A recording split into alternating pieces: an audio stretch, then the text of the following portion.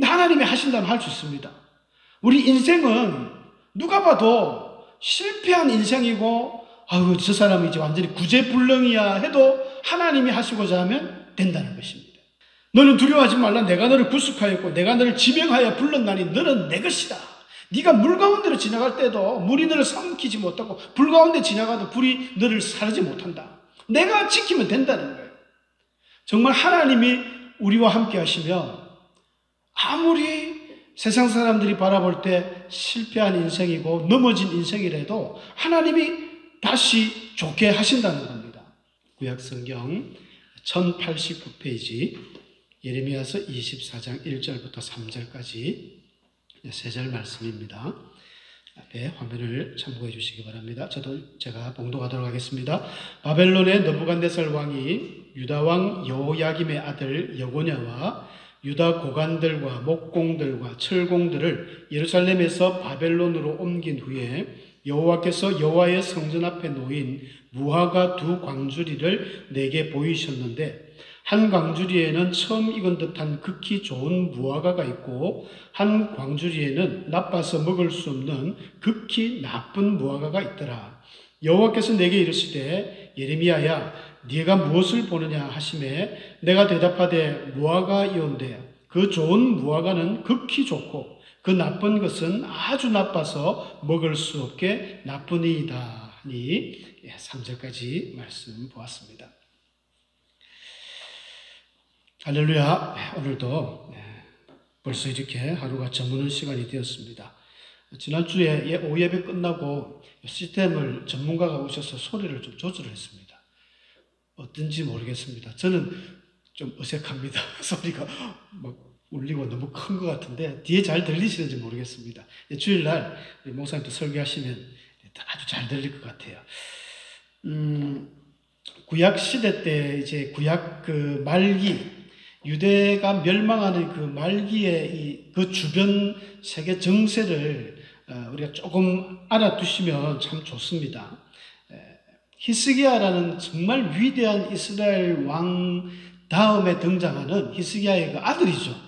므낫세라는 이 아들이 정말 남북 모든 열왕들 통틀어서 제일 악한 왕이었습니다. 55년 동안 다스리면서 정말 우상이라는 우상은 다 이렇게 우상을 섬기고 그때부터 해가지고 이스라엘 백성들이 정말 영적으로 타락하고 도덕적으로도 타락하고 정말 종교적인 전 부패가 일어난 시대가 저 때입니다. 근데 그 아들 아몬도 한 2년 동안 있으면서 둘이 합하면 57년이죠.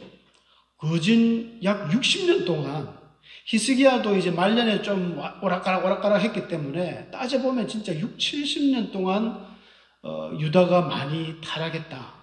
그렇게 보시면 됩니다. 그래서 드디어 이 유다의 마지막 등불이라고 할 수 있는 요시야가 등장했습니다. 어린 나이에 왕이 되었지만 그가 철들 때쯤에는 이래가는 안 되겠다.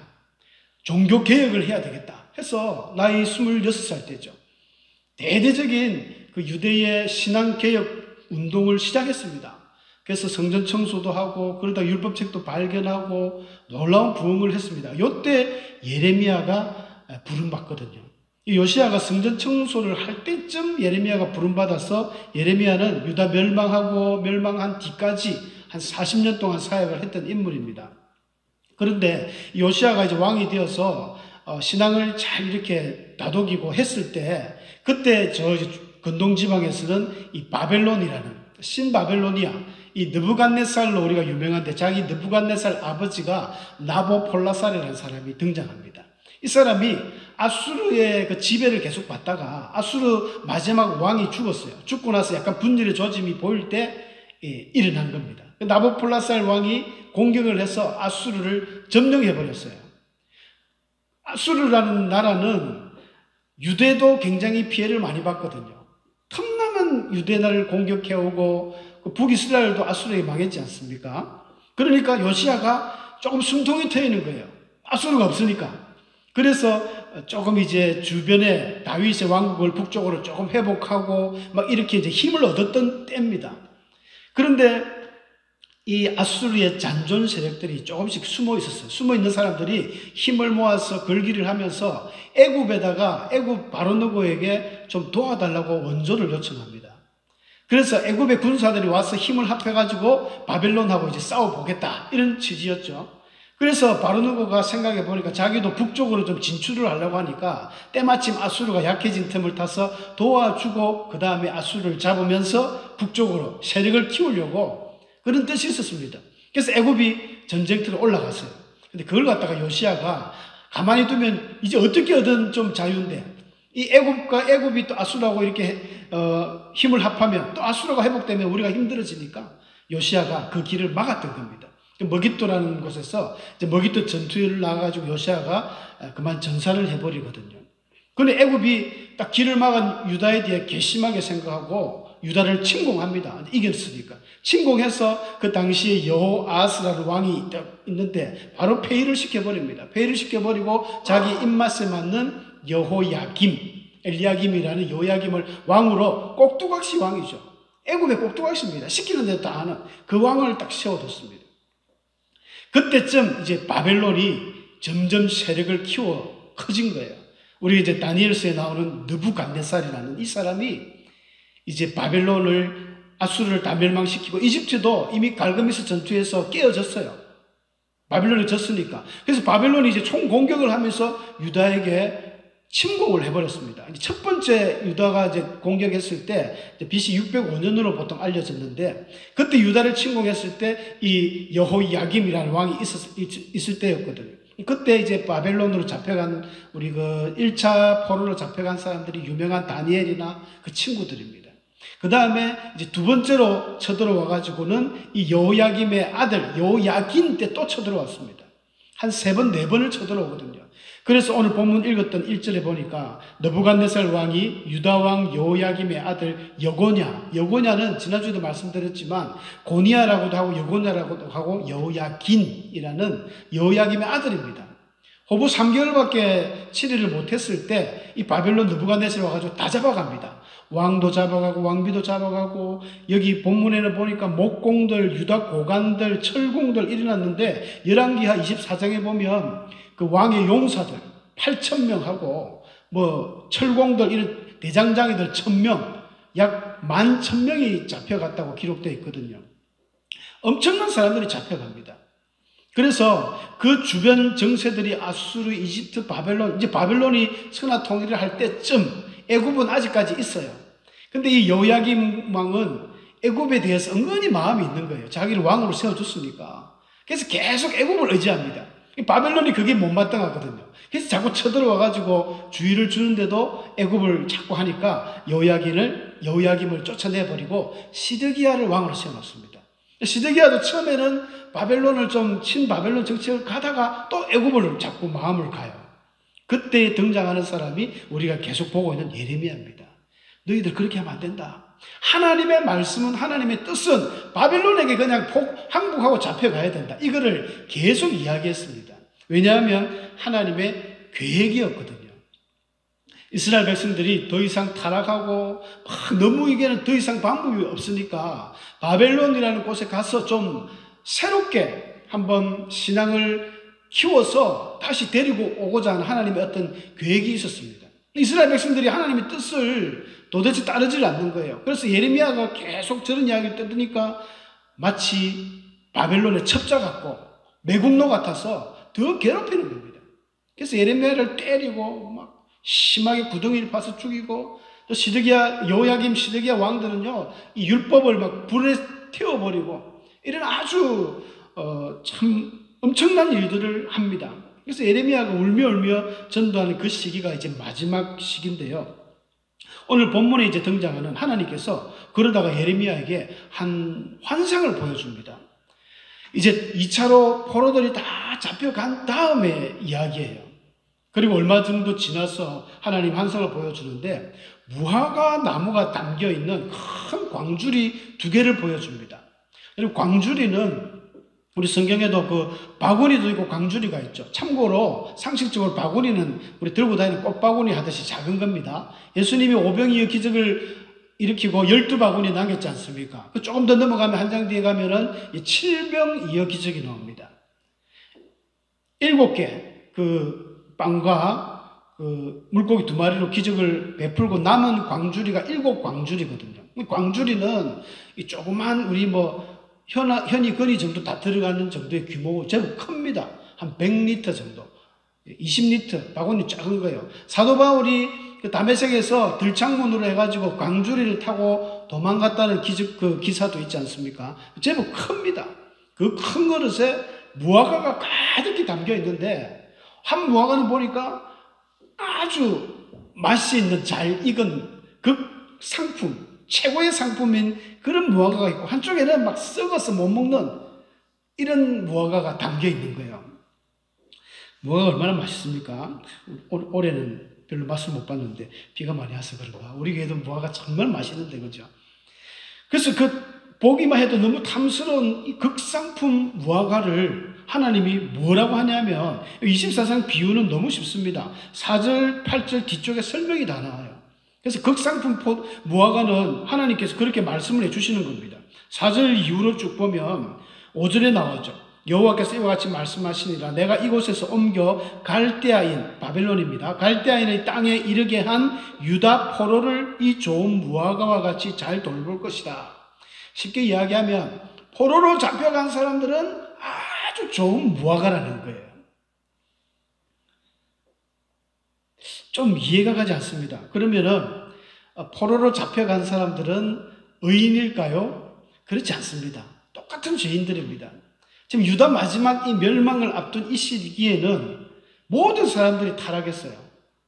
다 왕도 타락하고 열왕기 하 24장에 보면 요야김도 굉장히 악하다 했거든요.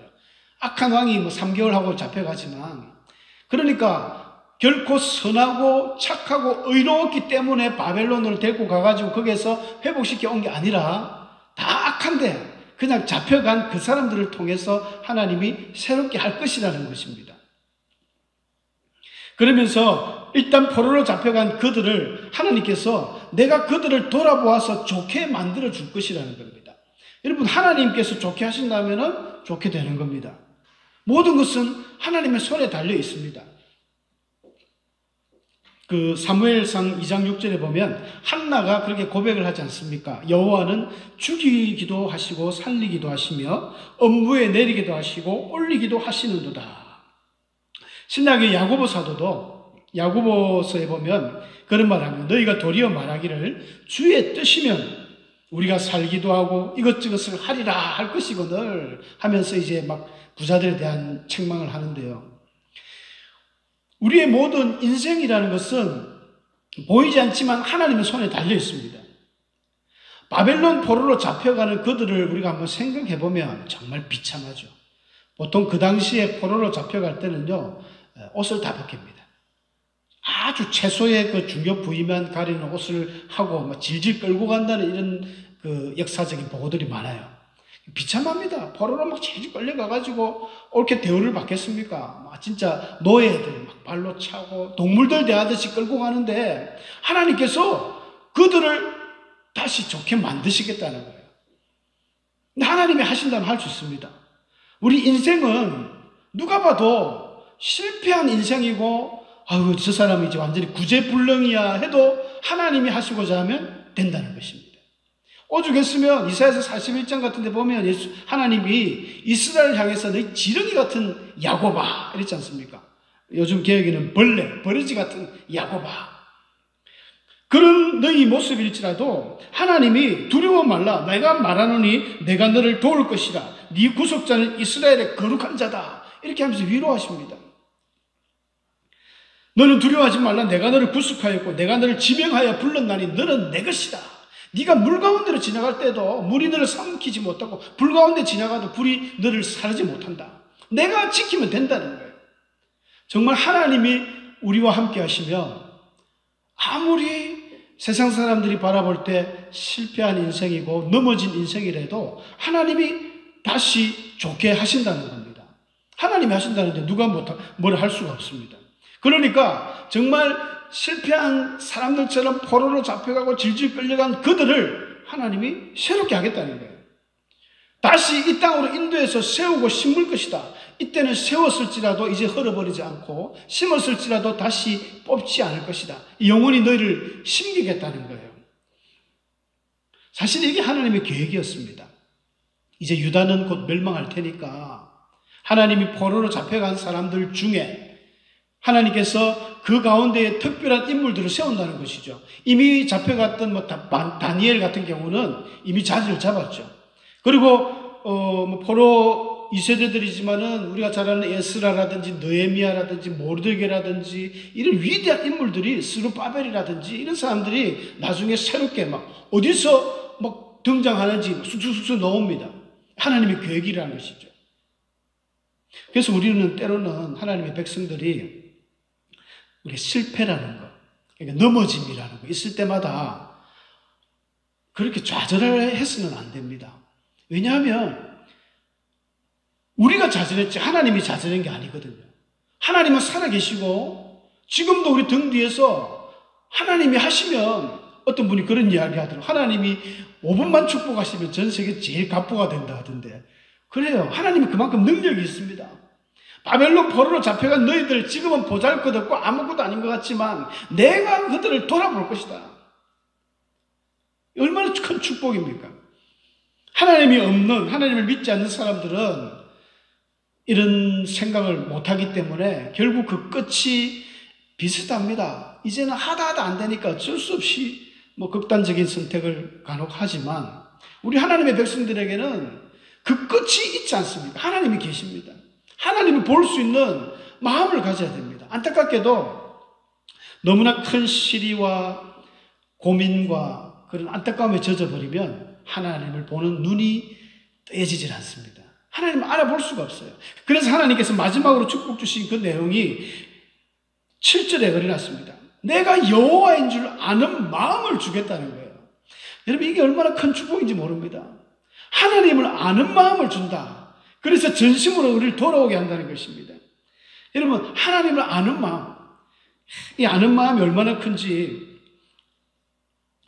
알다는 그 뜻을 제가 원어를 찾아보니까 야다라는 말을 쓰는데 이 야다라는 것은 어떻게 아느냐 하면 창세기 4장 1절에 보면 아담과 하와가 그 범죄한 이후에 이제 에덴 동산에 쫓겨나서 가인을 놓습니다. 가인을 놓을 때 아담이 그 아내 하와와 동침하며 할 때 동침이라는 단어가 야다입니다.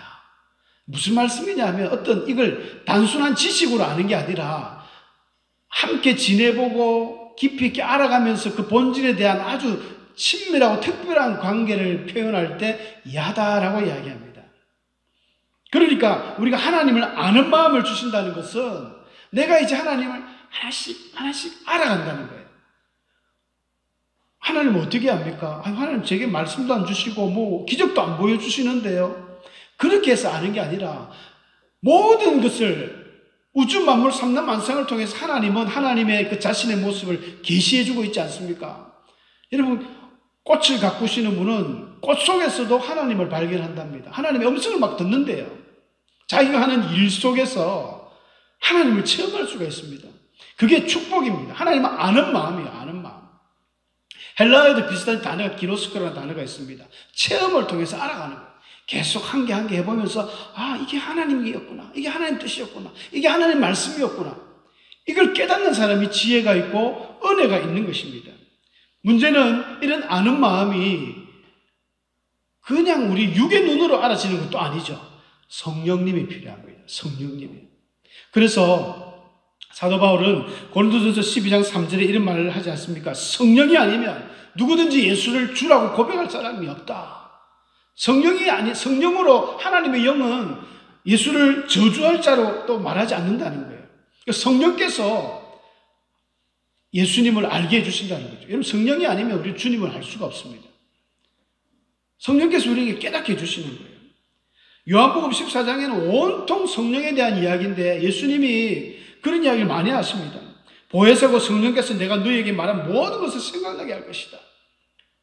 성령께서 오시면 내가 지금은 너희들이 이해를 잘 못하지만 제자들에게 예수님이 하늘에 막 비유를 이야기하니까 제자들이 이해를 못했잖아요. 나중에 성령이 오면 너희가 알게 될 것이다. 그래서 하나님을 아는 마음, 하나님을 깨닫는 이런 마음은요, 바로 성령에 대한 이야기입니다. 저와 여러분이 이런 성령에 충만할 때 작은 것 하나라도 놓치지 않고 하나님의 그 솜씨를 우리가 느낄 수가 있습니다. 하나님이 꼭 큰 기적을 뻥뻥 터뜨려줘야 할렐루야 기적입니다 하나님입니다 하는 게 아니라 정말 세심한 작은 하나 속에서도 어마어마한 그 감동을 맛볼 수 있는 것은 성령의 기적이거든요. 성령의 역사입니다. 성령을 여러분들이 겸손히 인격적인 성령님을 모셔드려야 돼요.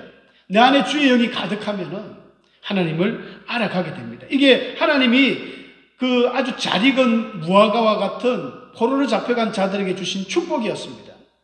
그들을 하나님께서 돌이키시고 또 여호와를 아는 마음을 주어서 그들이 전심으로 돌아오게 할 것이고 또 그들이 내 백성이 되고 나는 그들의 하나님이 되리라.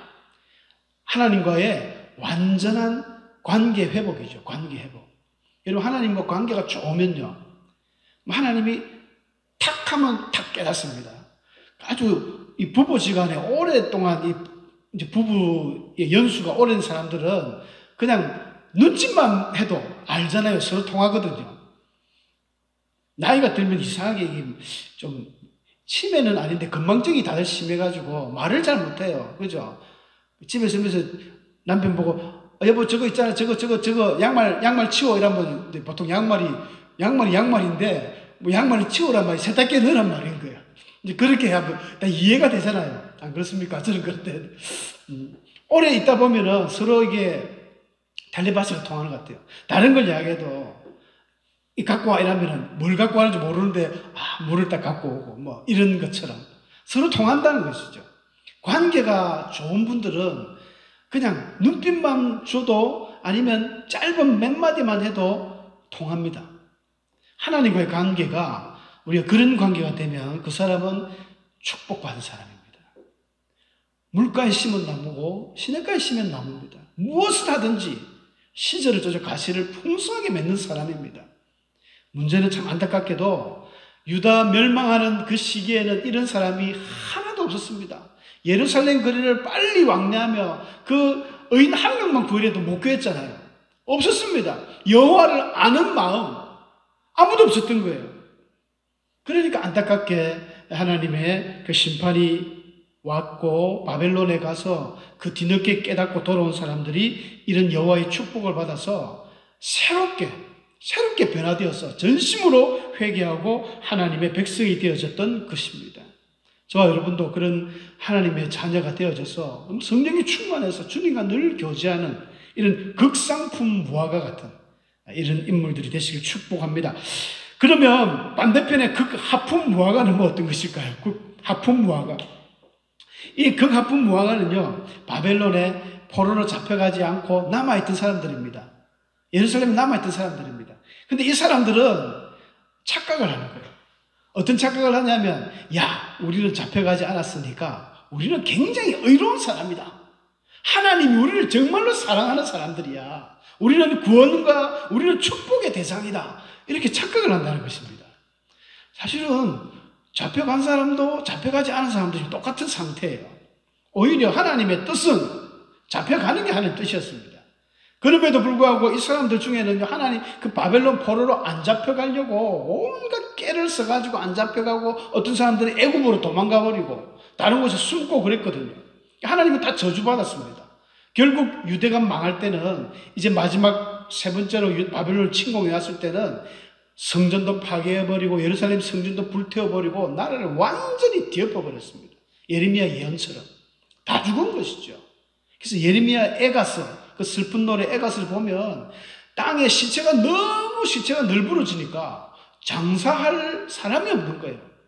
뭐 땅을 파주든 돌을 던져가 돌무덤을 하든 해줘야 되는데 그것조차 해줄 사람이 없으니까 온막 거리에 시체들로 널브러져가 있어요. 그 시체들이 가만히 있습니까? 여름에 썩어가지고 막 땀이 이렇게 묽어지고 그러니까 온 동네에 이 사람의 핏물이 돼요. 피가 강이 되어서 흘러간다는 거예요.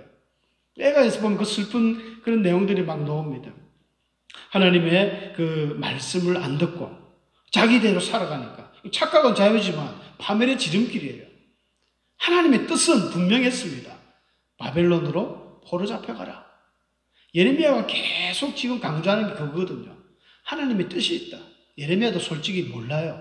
왜 바벨론으로 잡혀가는 것이 뭐 하나님의 계획이고 뜻인지 자기도 몰랐겠지만 하나님이 말씀을 주시니까 자기는 받은 말씀 그대로 전했고, 근데 거짓 선지자들은 예레미야 저건 첩자야 가짜야 하면서 기에 좋은 말 했습니다. 시드기야 또 여호야김 왕에게 왕이여, 하나님이 어떤 분입니까? 하나님이 바벨론 쳐들어오면 단칼에 옛날에 아수르가 18만 대군을 하루아침에 송장 만들듯이 물리쳐 주실 것입니다. 두려워하지 마십시오. 당신의 마음을 강하게 하십시오. 어떻게 들어보면 꼭 맞는 말 같아요. 뭔가 하나님 마음을 막 주는 것 같아요. 그러나 하나님의 말씀이 아니었습니다. 하나님의 계획과 하나님의 뜻은 잡혀가는 거였어요. 때로는 우리는 이해하지 못할 때가 많습니다. 하나님이 왜 이러시는지, 하나님 저를 왜 이렇게 괴롭히시는지 이유를 몰라요. 그 이유를 우리가 다 알면 우리가 하나님이니까 안 되겠죠. 그러나 우리가 해야 될 것은 하나님 말씀이라면 순종하고 그 뜻에 우리가 따라가야 되는 것이 우리의 삶입니다. 동의보가 보면 예전에 목사님도 한번 설교해 주셨는데, 통하지 않으면 통한다. 이 통이라는 것은 앞에 통은 이 소통할 때 통이죠. 이 소통이 잘 안 되면 우리 몸속에 고통이 옵니다. 고통, 아플 통증이 오는 거예요. 그래서 우리 몸속에 기가 잘 돌고 이 혈액이 순환이 잘 되면 질병이 사실은 없습니다. 혈액순환이 잘 안 되니까 그죠. 동맥경화가 오고 피가 찐득찐득 고지혈증이 오고 그럼으로써 각종 질병에 우리가 노출되는데, 혈액순환이 잘 되면 몸이 건강합니다. 이와 같이 관계가 좋으면, 교회 와서 목사님하고 성도의 관계가 좋으면 교회가 너무 재밌죠. 너무 가족적인 분위기고 너무 좋습니다. 근데 관계가 어딘지 모르게 삐그덕해버리면 부부관계든 연인관계든 목사와 우리 성도님들의 관계든 장로와 성도님들의 관계든 대통령과 장관들의 관계든 여당과 야당의 관계든 관계가 안 좋으니까 계속 삐그덕거리는 거예요. 인간들의 관계는 조금 삐그덕거려도 하나님과의 관계만 좋으면 또 됩니다. 그럼 다 회복되는데, 혹시 우리가 하나님 관계가 좋지 않은 분 이 자리에 계시다면 오늘부터라도 하나님의 관계를 원활하게 할 수 있도록 기도하셔야 됩니다. 하나님 아는 마음을 주옵소서.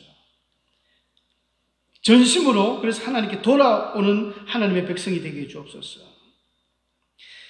우리가 아버지의 마음을 알아 아버지의 마음을 시원케 해드리는 그런 주의 백성들 되시길 바랍니다. 그 주인공들이 오늘 여러분들 되시기를 축복합니다. 함께 기도하시겠습니다.